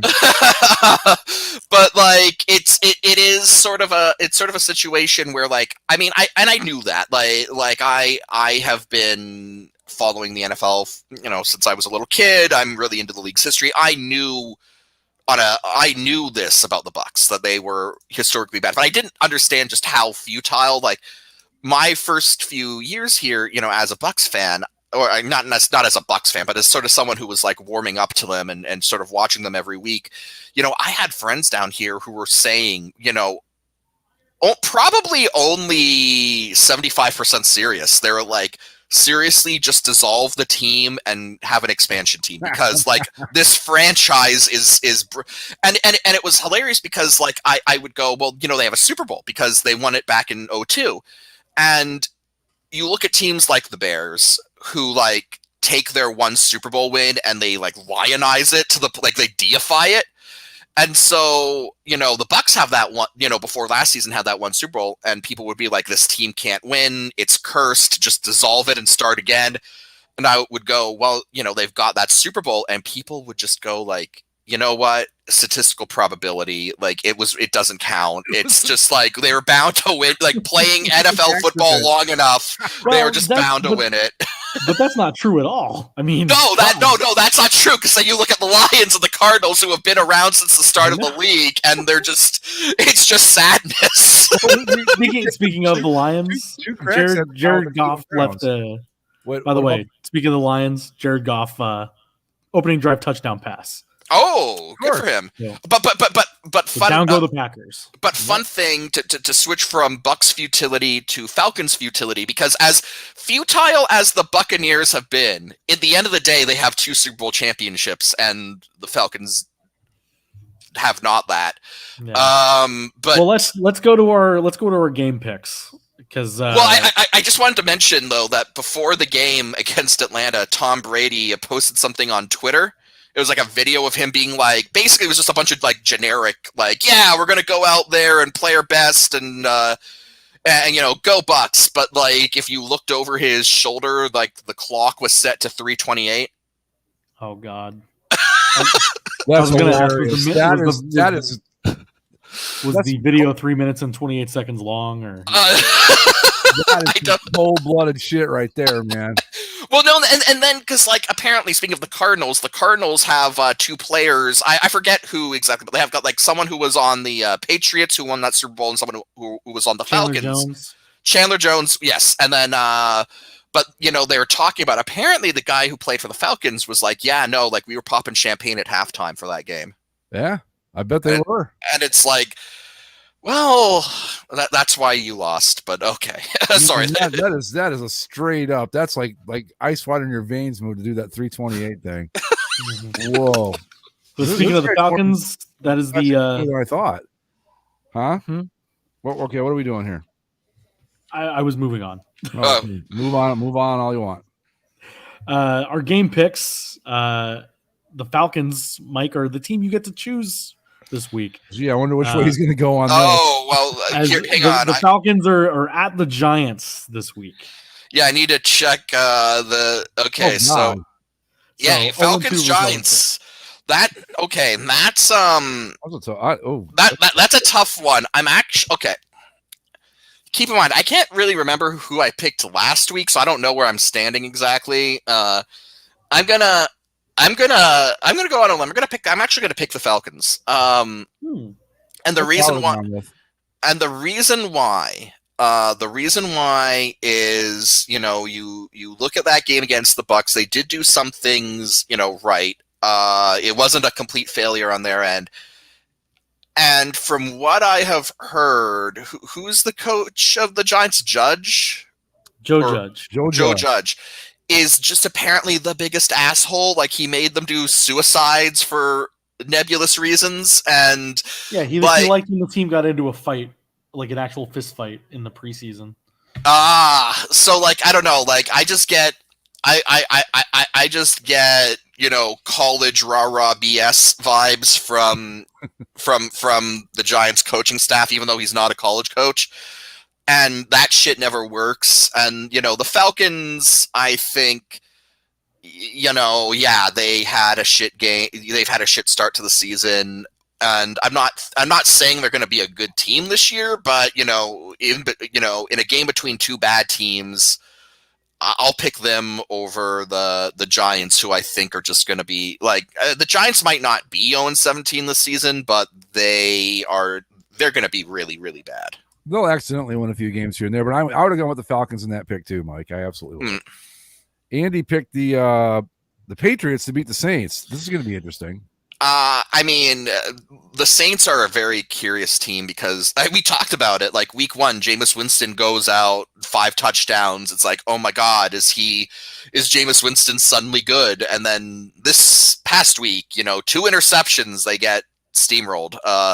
So it really just depends. But I think that when you've got I think it's always a safe bet to pick Bill Belichick to win football games. So it's really hard to fault Andy's reasoning. It's at the Pats too. Zach, who you liking in the Eagles Cowboys? I'm liking the Cowboys over the Eagles. Me too. I want to be more behind the Eagles, but they haven't shown me anything worth their time. And I think the Cowboys offense is just damn good. Especially when they get the running backs going, because now it's not just Zeke. They have Zeke and what's that other guy? Pollard. Tony Pollard. Right. Yeah. You get the two of them working, and then the whole thing kind of clicks. So, and I like what their defense showed last week. So I'll go Cowboys. I get the marquee matchup of the week here with my pick. I've got Bucks versus Rams, and that's in LA, right? In LA, in SoFi. I gotta go. Sorry, Mike. I gotta go with the Rams of Los Angeles for this one. Hey, it's home field. That's the only reason. Home field. That's it. I think that's a I can't really fault you for that pick. This is one of those games where I think legitimately picking, you can justify a pick one way or the other. So yeah, I don't really blame you for that. I think it's going to be a really good game. Is this game a primetime game or not? It's the America's game of the week. It's your Fox afternoon game. Oh, they should flex listen to Sunday night. Like, who is Sunday night next week? Sunday night is Packers Niners. Yeah, like nobody wants. Could be good, but I want to see this. Yeah, you guys really want to? I guarantee this. Aaron Rodgers just like wearing a fat suit on national television as he.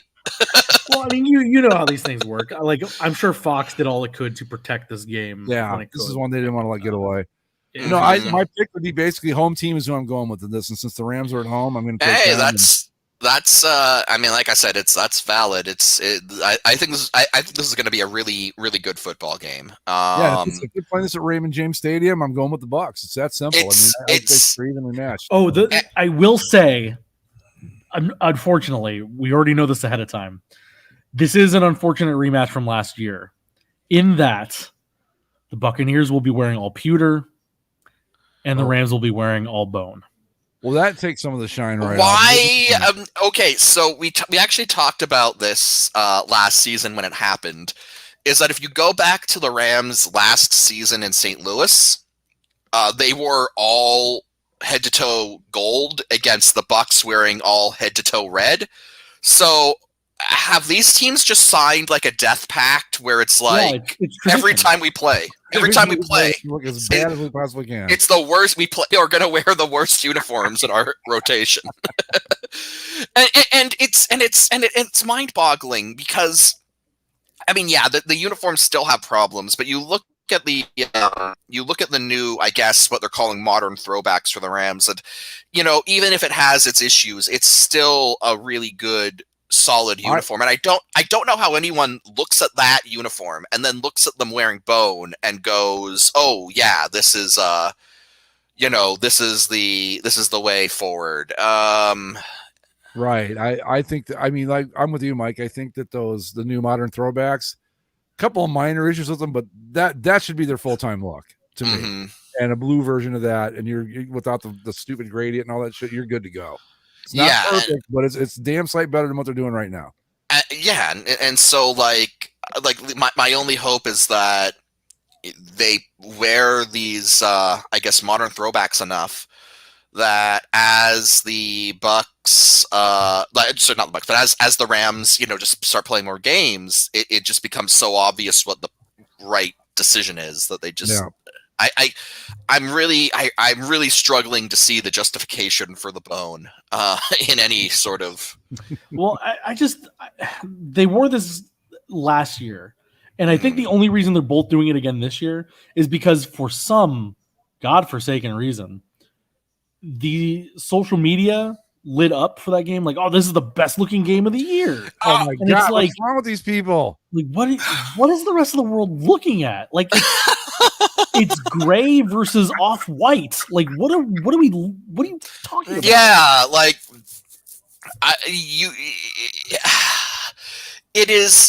it's astounding. Like it is astounding, and the pewter isn't even one that it's like, oh, you got to see it in person. I've seen the pewter jerseys in person. They look dingy. They look, because like the Especially whole thing, since there's no shiny material to the pants even anymore. It's like it's all just exactly. gray. No, exactly, because like the thing that made the It's pewter like concrete. The thing that made the pewter the thing that made the pewter cool the first time was that they were using that dazzle fabric, so it had some shine to it. But now Nike has flat materials for everyone, and it's just like this isn't even pewter. This is like dull brown, and it's So yeah, you'll get all pewter versus all bone, and we will like it because that's what we're told to do. We will like it. People will call it like the greatest looking, and I really fire emoji. Yeah, I don't understand. I don't get it either. Like I get it when it's like a couple of odd 90s throwbacks or some all color alternate or something, but like gray versus slightly not white. Have you guys? Well, speaking of weird '90s throwbacks, have you guys seen what the Arizona Coyotes of Glendale? All was right in the world again. Yeah, they went back to the. I'm going to say this. I've been looking through here, like at the uniform matchups. The Falcons could have looked worse yesterday. The black over white's not terrible. Yeah, it's still got its problems, but it's good. No, I agree. I think another week of not the worst uniform combinations possible. I think the only team that I would have called bad yesterday was Jacksonville's, again, commitment to wearing uniforms that don't include teal. Well, they were, which is weird. They wore all white, and they were playing the Broncos, who were wearing their white pants. So the only color involved was orange and black. Orange, black, and a little bit of navy blue. It's really funny when you consider that, like, during this offseason, the Jaguars were kind of pushing. It's like, oh yeah, we're gonna make our teal jerseys the primary. So bring back teal, but their primary look. Like their primary road look is still devoid of any teal whatsoever. You know what the Jaguars need to do? They were playing at home, by the way. Well, Yeah. you know why? Mike can attest to this. It's probably still like 98 degrees down there right now. Yeah, but still, like if they want to, like, I get that if they want to wear white for the heat, but like at least throw some teal Put the teal striping. pants on there. They have Yeah, teal pants, What right? this team needs to do is they need to go back to like the Mark Brunell era and just do a Tampa Bay / Cleveland / Buffalo update of that look and be done with it and go, we're finished. That's it. No more. Because it's like their uniforms have been all over the place ever since they went away from their original look.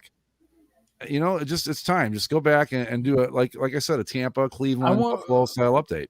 I want to live in the alternate universe where they don't get sued by Jaguar. Oh, and they gotta have that yeah, the full sleeve leaping Jaguar. Yeah.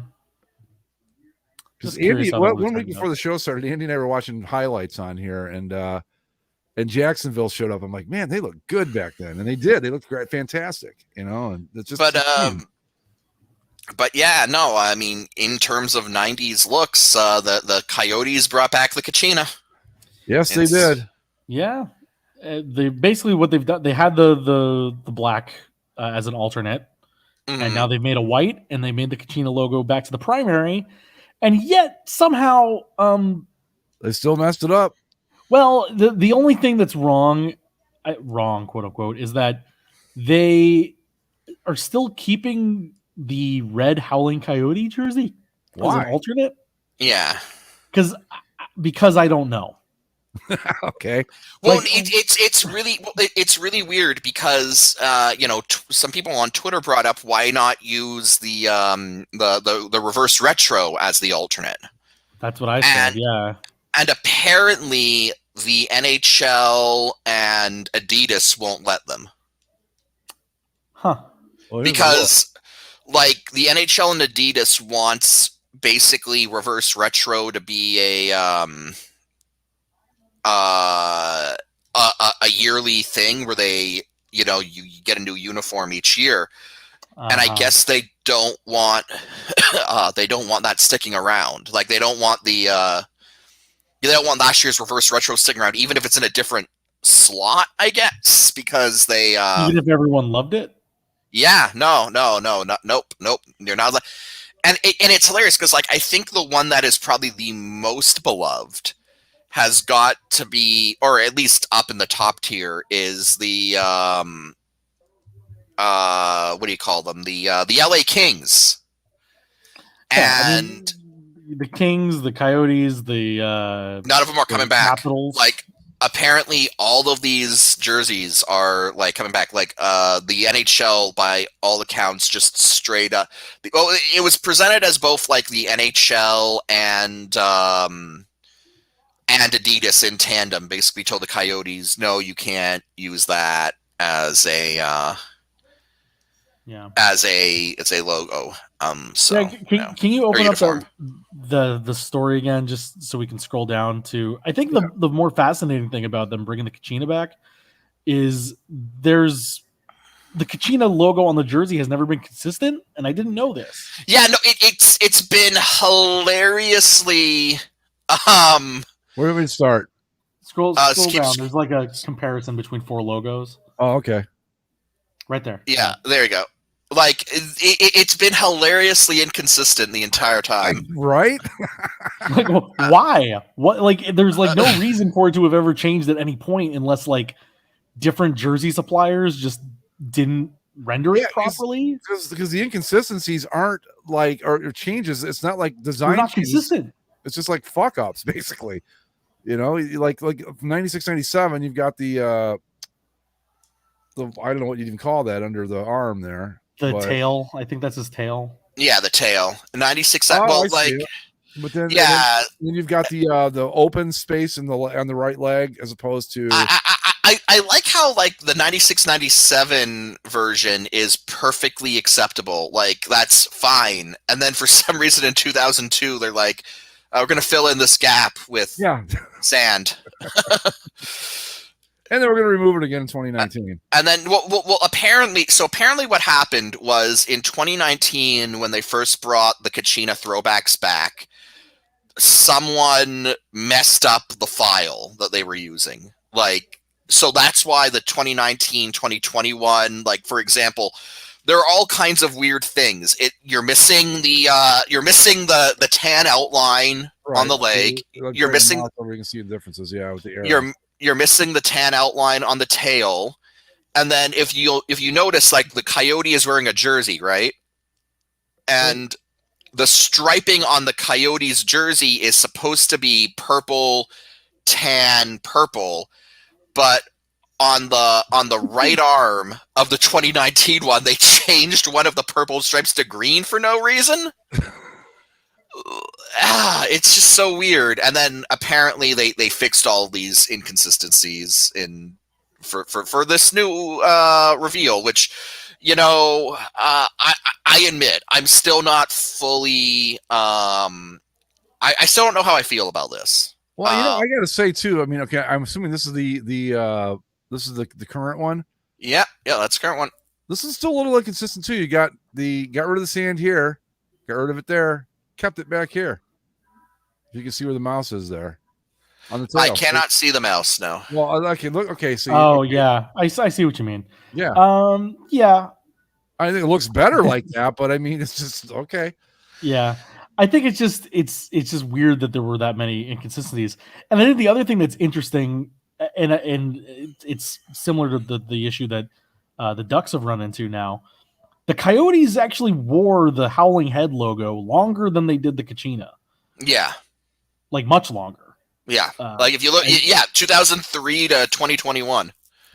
And so when you think of like, oh, the classic Coyotes look, it's like, yeah, the Kachina is the classic look. And I'm happy that they brought that back. And I think this is just better for their branding overall, but they wore the head for longer.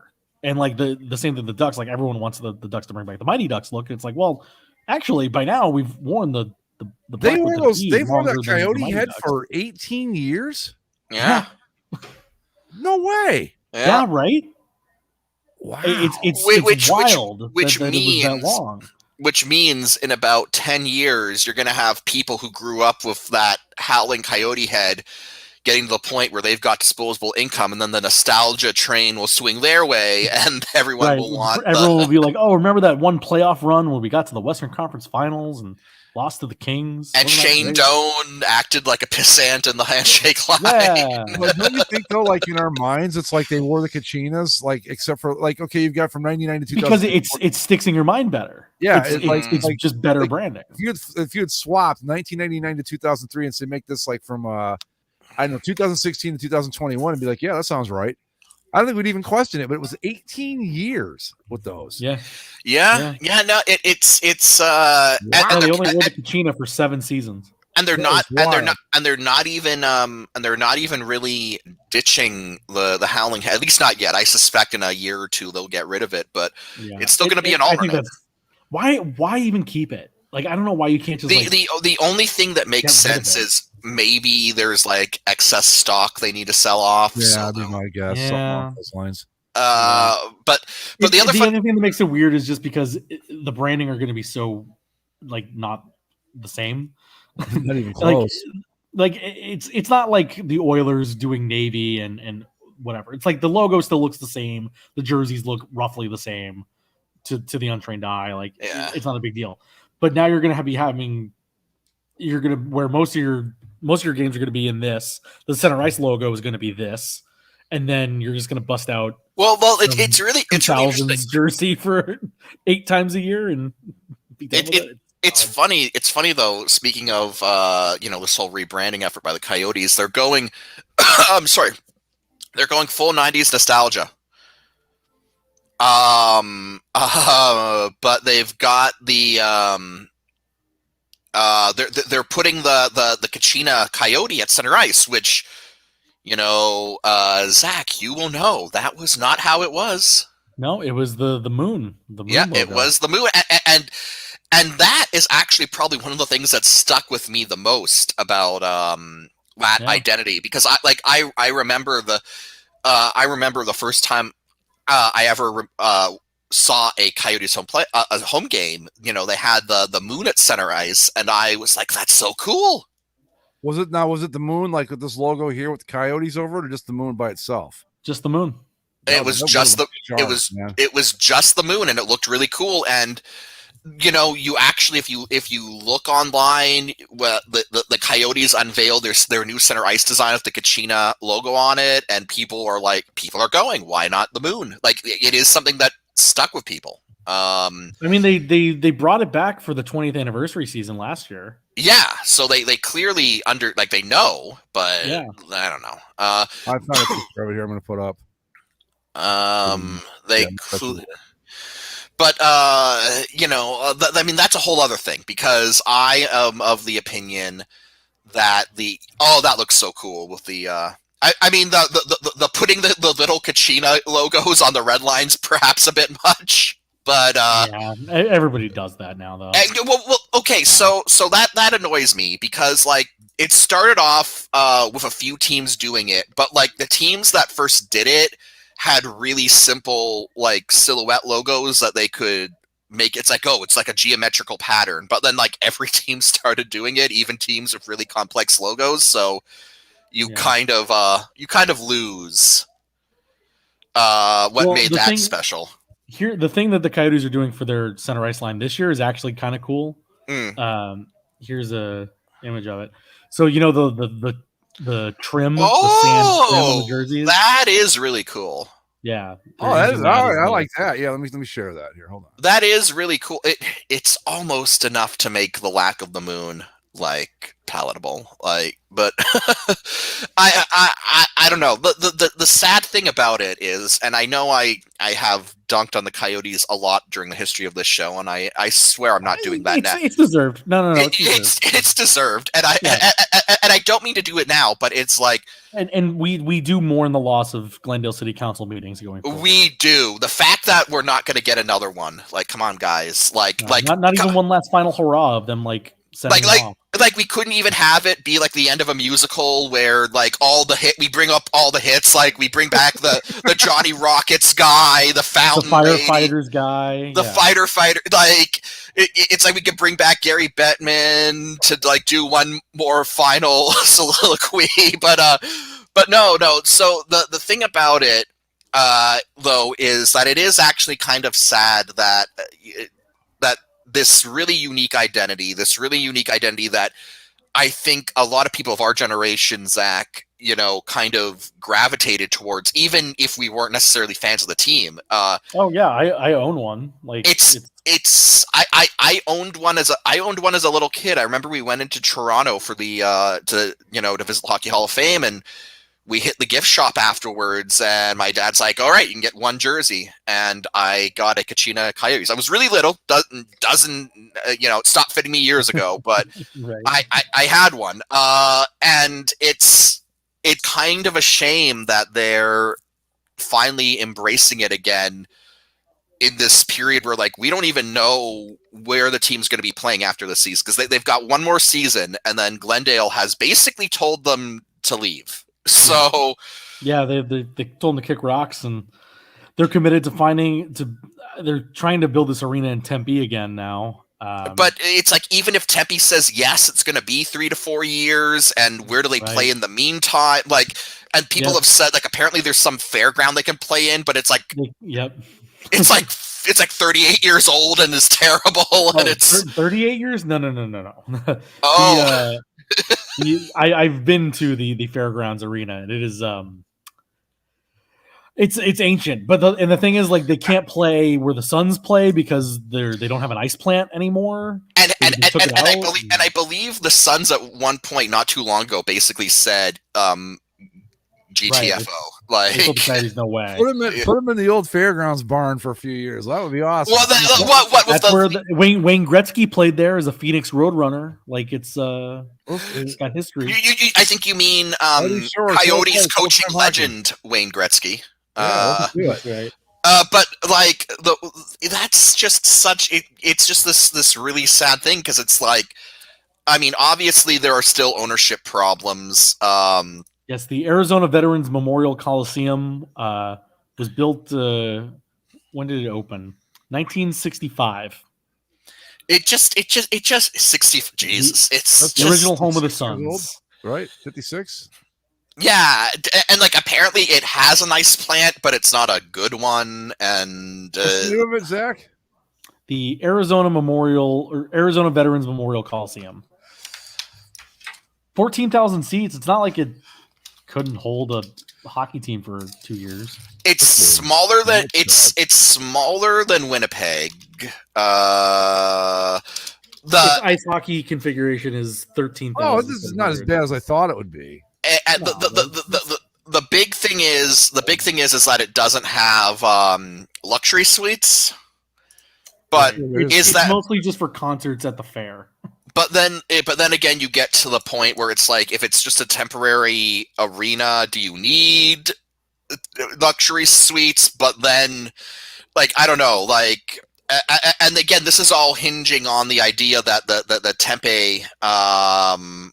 I hope they keep that sign if the Coyotes play there. Like, that's some old school. That's like Iron League back in the IHL days. Let's go. Let's do this. That should be the thing. If the Coyotes end up playing here, everyone needs to grow mullets. But it's this sad.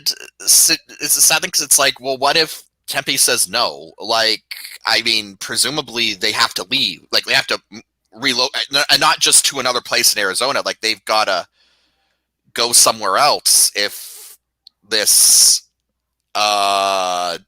If Tempe doesn't work out, because this whole thing about, oh yeah, they can hunker down in the Coliseum for a few years, that's still not an ideal solution, and it's only really palatable because it would only be a 3 to 4 year thing. But then, what if the new? Yeah, I wish the original Tempe plan, the one that they were going to co-own with ASU, had gone through, because I think that would have been great for everybody involved. But the state pulled out its funding of that to put it towards a golf course. Come on, look at this beauty, guys. I mean, oh, look at that roof. Come on, now. Dude, I've seen a couple concerts there at the Arizona State Fair. Like, it's an old building, It's just, I know, it's a that'd be fun for a few years. Come on, I mean that roof. I mean, think about it. You could, think of all the like the in-game entertainment that you could have with the roof holes. Like, I mean, granted, you'd probably have to send an intern up there, but it's a situation that's not, particularly great, and you wish that it was going better. I don't know what the plan is for their new Tempe proposal, because I assume it's not going to be an ASU joint project like the previous one. No, it's on the northwest side of town, of Tempe, not of Phoenix. Mm-hmm. And that's a classic. I think it's not a bad spot. I think it could be better. Like, it's close to the light rail, and it's sort of next to the freeway, and it's sort of by ASU, but it's like just far enough away from all of those things that it makes it a little inconvenient. But I think you can work on that. Like, you can make a little bend in the light rail or make a bus shuttle or something. So if I understand the particulars of this situation, Tempe would probably be better overall to the team's potential fan base. Yeah, the majority of the fans live on the east side of town, either in Scottsdale or in the Mesa Tempe area, which is the southeast side of town. And Glendale is in the northwest side of town. So it is a huge pain in the ass to get to Glendale for anyone who might actually want to go. Right, because the other thing that people don't know, if you haven't lived in Phoenix, the freeways aren't in straight line.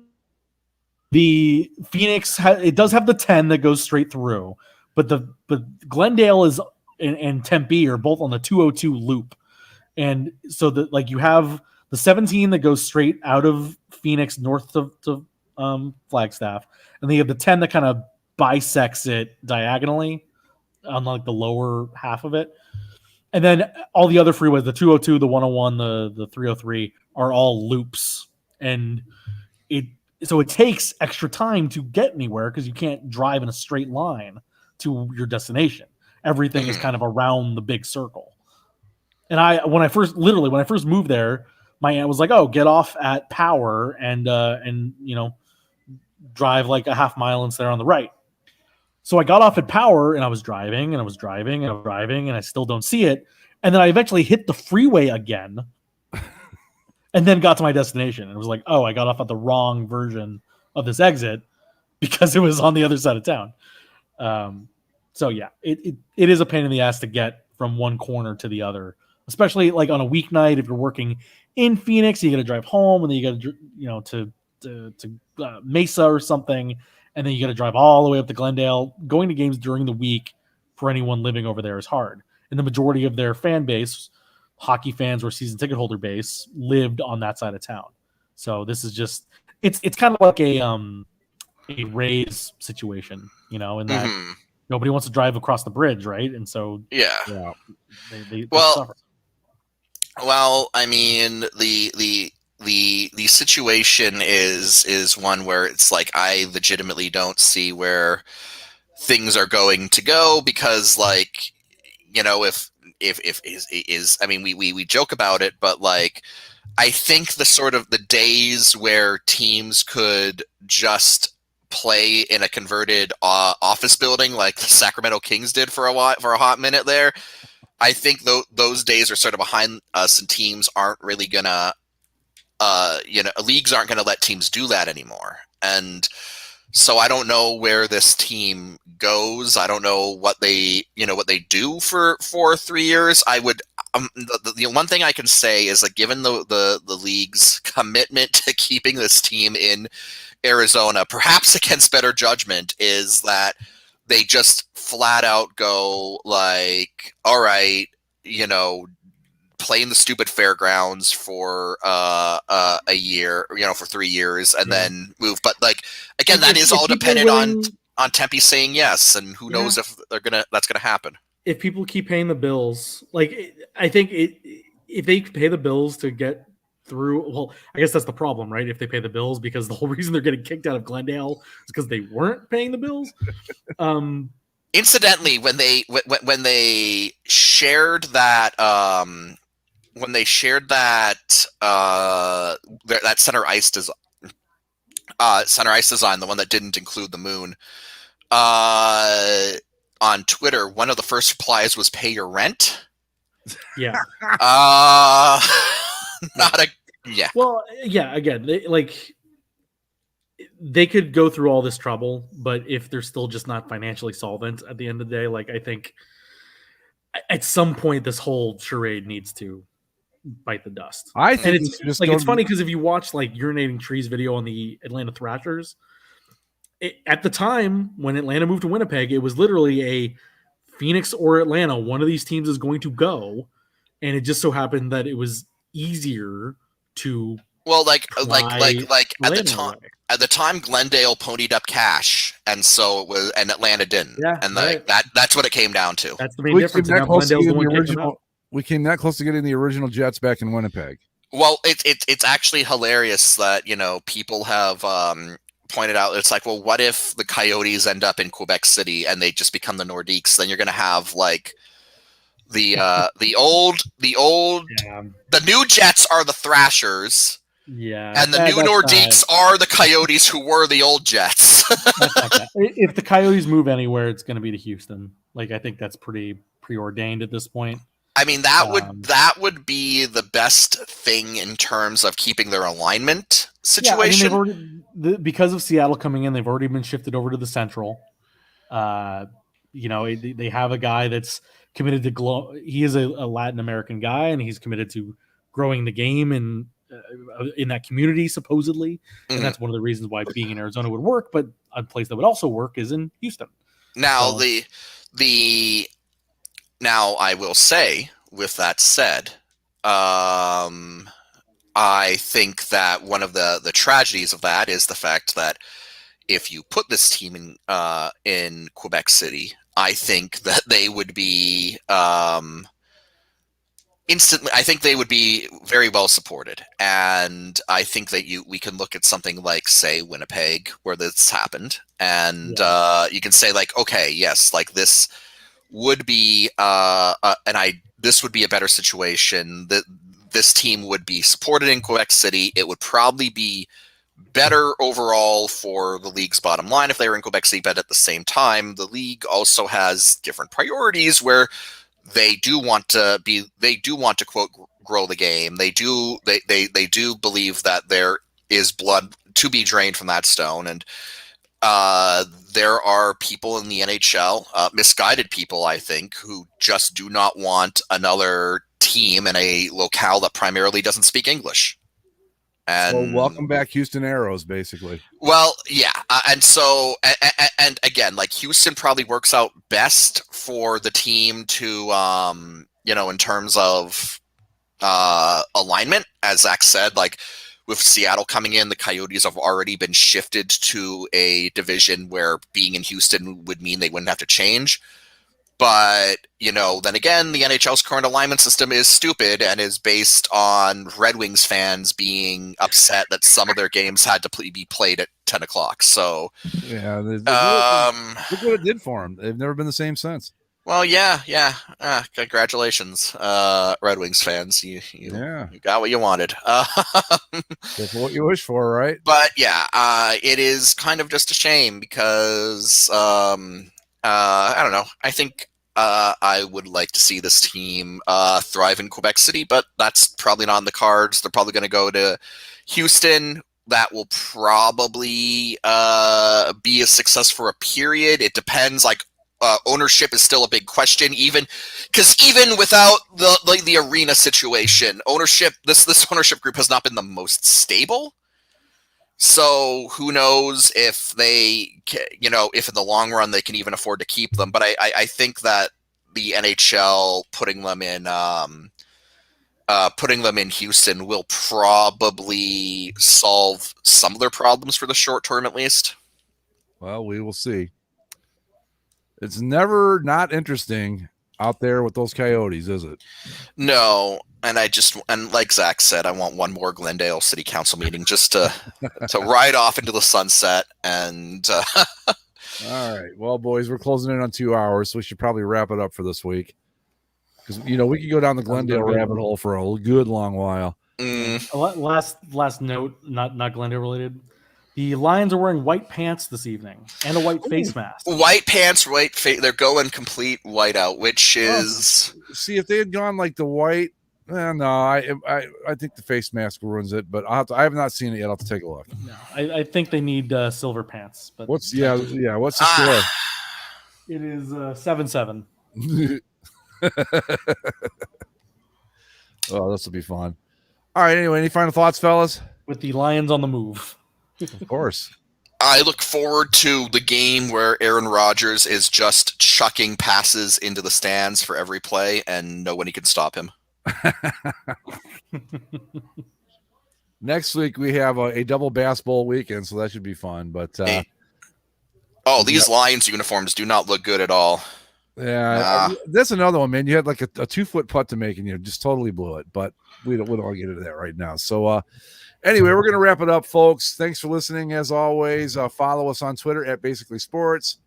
Subscribe via Apple Podcasts, Spotify, Stitcher, YouTube, and wherever fine podcasting is sold. And with that, we will catch you all next week. Have a great, a great week, I guess is what I'm looking for there. Adios. See you later. Latest.